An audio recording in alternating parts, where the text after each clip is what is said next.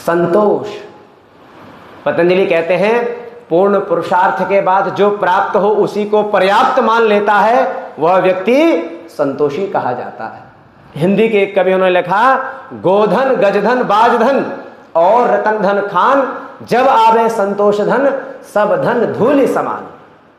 इसलिए कहा संतोषी सदा सुखी। ये जीवन के कुछ ऐसे सिद्धांत हैं, अगर इनको हम अपने भीतर प्रवेश नहीं देंगे तो सब कुछ होते हुए भी हम परेशान रहेंगे।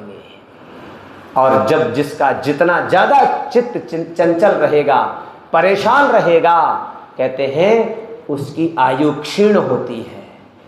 जिसका जितना मन परेशान रहेगा वो अपने जीवन के उस लाइफ में क्वालिटीज नहीं डाल पाएगा, जीवन को गुणवत्ता परक नहीं बना पाएगा। इसलिए ऋषि मुनियों ने आदेश किया तपह। तप का क्या अर्थ है? आप देख रहे होंगे आजकल कावड़िए 20-20 किलो एक तरफ, 20 किलो एक तरफ, बावड़े हुए जा रहे हैं, कंधे टूटे पड़ रहे हैं। सामान्य जन समाज में क्या है, बहुत बड़ी तपस्या कर रहे हैं। अरे जी छू जाए तो मारते हैं पकड़ पकड़ के।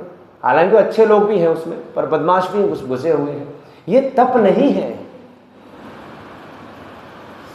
अपना तो शुद्ध धार्मिक मंच है, कोई हम राजनेता तो है नहीं सो कहेंगे जी कावड़ियों के वोट लेने हो तो ठीक है जी, कावड़ यात्रा बहुत बढ़िया चीज है। नहीं, तप जो है वो क्या है?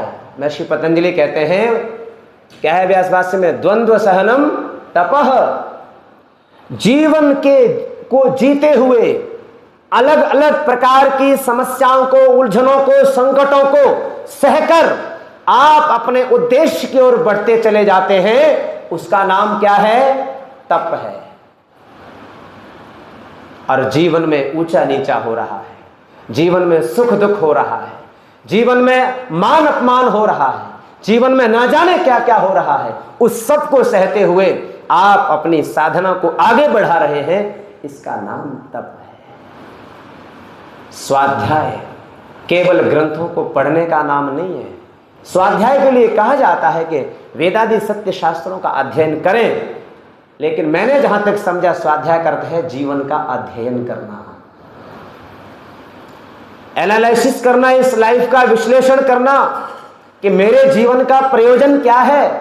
क्या मैं सिर्फ इसलिए पैदा हुआ हूं कि अपने कुछ बच्चों के लिए, कुछ परिवार के लोगों के लिए, और कुछ मेरे व्यवसाय से, धंधे से, नौकरी से कुछ लोगों की जीवन रोटी चल जाए, बात खत्म।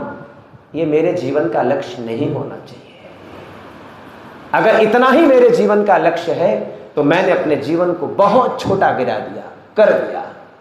परमात्मा ने मनुष्य को इसके लिए पैदा नहीं किया कि तू इतना ही करना, और इतना ही करना होता तो आपको गाय, भैंस, घोड़ा, बकरी, कुत्ता, बिल्ली कुछ भी बना देता हमें। वो इतना ही करते हैं, अपने बच्चों को पालते पड़ोसते हैं, संतान पैदा करते हैं, आगे बढ़ जाते हैं। इतना हमें नहीं करना है।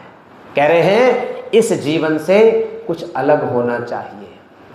इसलिए कहा जीवन का दर्शन करना ही स्वाध्याय करना है, उसको पढ़ना। जब हम अपने जीवन को पढ़ेंगे तो हमें याद आएगा कि हम कहाँ गलत कर रहे हैं। कोई दूसरा व्यक्ति हमें नहीं बता सकता कि हम कहाँ गलत हैं। अपनी आत्मा से जवाब मांगना चाहिए। भगवान कृष्ण कहते हैं उद्धरेदात्मनात्मानम नात्मानम अवसादयेत। अपनी ही आत्मा से अपनी आत्मा का उद्धार करो।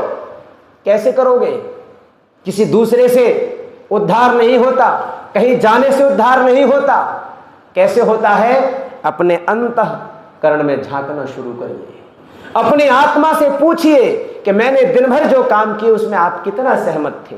आत्मा एक एक चीज बताती है, इतनी सहमति, इतनी असहमति। इसको कहते हैं स्वाध्याय, और कहते हैं ईश्वर प्रणिधान। अगली बात कही कि जीवन में जो कुछ करिए ईश्वर को समर्पित करते चलिए।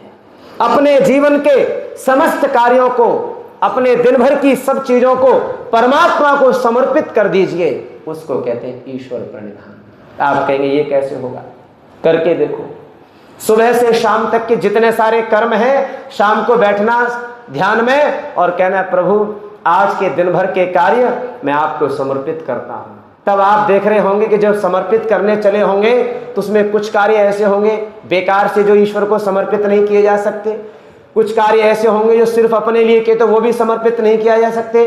फिर कुछ थोड़े से बचेंगे कि आपने किसी के साथ परोपकार किया, परमार्थ किया, सेवा की, शुश्रूषा की, सहयोग किया, सहायता की, उतने ही कार्य परमात्मा को समर्पित कर सकते हो।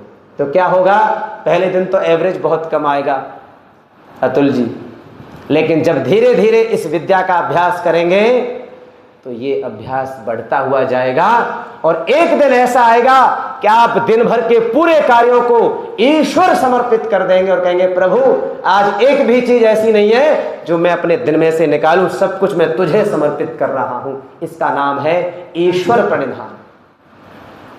ये कहते हैं मन का व्यक्तिगत अनुशासन, एक सामाजिक अनुशासन, एक व्यक्तिगत अनुशासन। इनसे हमारी क्वालिटी ऑफ लाइफ तय होती है, जीवन की गुणवत्ता तय होती है। और अगर ऐसा जीवन में नहीं है तो लंबी आयु जीना कोई बड़ी बात नहीं है। दुनिया भर के लोग लंबी आयु जीते हैं, कछुआ लंबी आयु जीता है, हाथी लंबी आयु जीता है, सांप लंबी आयु जीता है, ना जाने कितने पशु पक्षी लंबी आयु जीते हैं, कोई अर्थ नहीं है। केवल ये ध्यान रखिए, जीवन में प्रार्थना करिए परमात्मा से, प्रभु मेरी आयु बहुत लंबी हो या ना हो, मैं चाहता हूं कि मेरी आयु से किसी का उपकार हो, परोपकार हो। क्वालिटी ऑफ लाइफ के मैं कुछ उदाहरण आपको देता हूं। Maharshi Dayanand quality of life कितने साल जिए बोलो? 59 ईयर्स। 100 साल नहीं जिए, लेकिन 200 साल के बाद भी दुनिया की कोई ताकत उनको भुला नहीं सकती। आदि गुरु शंकराचार्य 33 वर्ष जिए, काम किया वेदों का कितना। स्वामी विवेकानंद 39 साल जिए, काम किया उन्होंने। शहीद भगत सिंह 23 साल जिए, आप भुला सकते हो क्या? खुदीराम बोस 19 साल जिए। रानी